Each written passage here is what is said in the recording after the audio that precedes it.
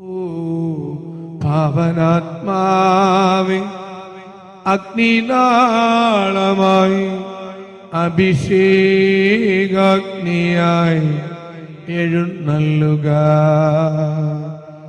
വരിക, വാഴുക.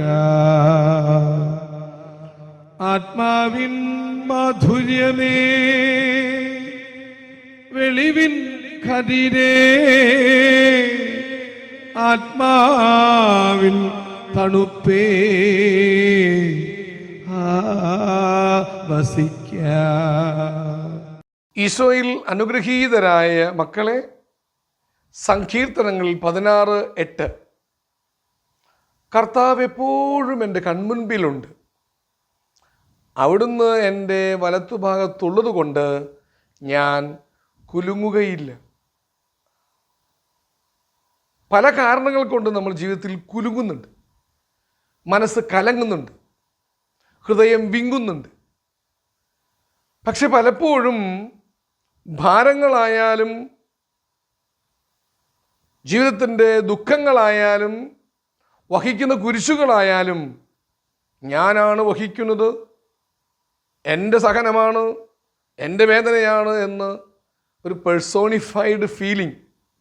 ഇതെൻ്റെ ദുഃഖം, എൻ്റെ വേദന, എൻ്റെ കുരിശ്, എൻ്റെ കാൽവരി, എൻ്റെ ബലി. കർത്താവ് അർപ്പിക്കാത്തൊരു ബലിയാണോ നീ അർപ്പിക്കുന്നത്? കർത്താവ് വഹിക്കാത്ത കുരിശുണ്ടോ?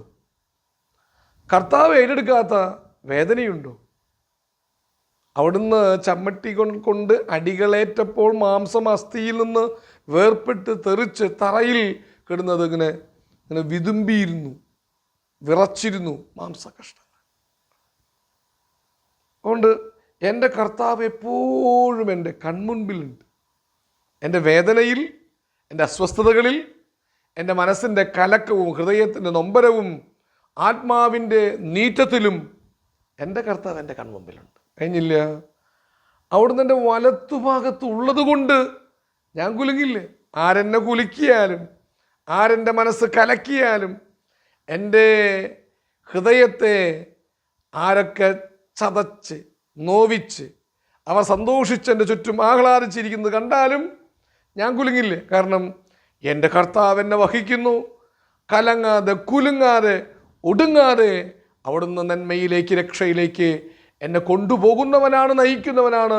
എൻ്റെ വലങ്കൈ അവിടുത്തെ കരങ്ങളിലാണ് എന്നുള്ള ബോധ്യം എനിക്ക് കലക്കവും കുലുക്കവുമില്ലാതെ, മുങ്ങാതെ, തളരാതെ, ഇടറാതെ, പതറാതെ പോകാൻ എനിക്ക് സാധ്യതയുണ്ട്. കർത്താവ് തൻ്റെ വലങ്കരം നീട്ടി എന്നെ തന്നോട് ചേർത്ത് പിടിച്ചിരിക്കുന്നു എന്നറിയുക. ഹല്ലേലൂയ, ആവേ മരിയ, ആമേൻ.